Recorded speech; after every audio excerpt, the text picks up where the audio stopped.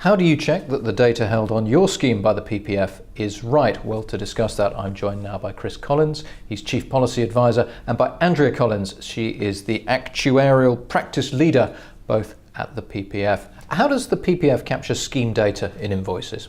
So the main source of data that we use in our invoices is the information that schemes supply through the regulator's exchange system.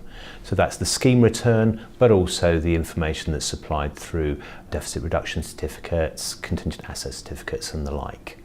It's really important to make sure that that information is accurate. We will be talking in a minute about some of the sort of common errors, but I think an overriding message would be to say that one big cause of errors is the requirement to fill in the scheme return being delegated to people who don't actually necessarily understand the information that they're supplying. What are the deadlines to bear in mind? We'll need you to complete the information on Exchange and then submit that by midnight on the 31st of March 2018. The other key deadlines to note are deficit reduction contribution certificates. Those need to be submitted by 5 p.m. on the 30th of April 2018.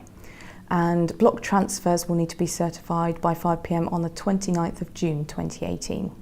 Full information on all of the deadlines are available on our website.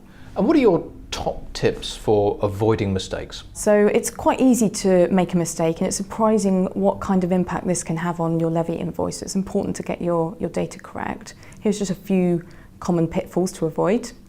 So first of all, be careful of zeros.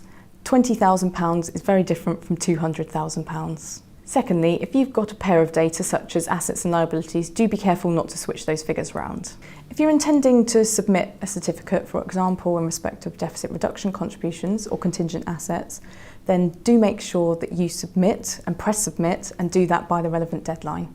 Another thing that it's a good thing to do is to look at last year's submission and compare what you want to submit this year with what you did submit last year, and that can throw up common mistakes. An important thing to get right is your asset splits. It's surprising that just a small change here can lead to a very big change in your levy bill. So for example, confusing annuities with insurance funds can make a big difference. Finally, it's a sensible idea to print your submission off before you submit it and cast a second eye over it. If you can get someone else to look at it, even better, a fresh pair of eyes always helps. And Chris, what do you do if you spot a mistake after the data deadline? The most important thing is to contact us as soon as you can to tell us about the mistake, because the earlier that you bring it to our attention, the more likely it is that we will be able to do something about it. So you need to provide us with information about what the nature of the error was, why it occurred, that sort of thing, and provide that information to us as soon as you can. We will look into this, and then we will make a correction if we think that the circumstances merit it.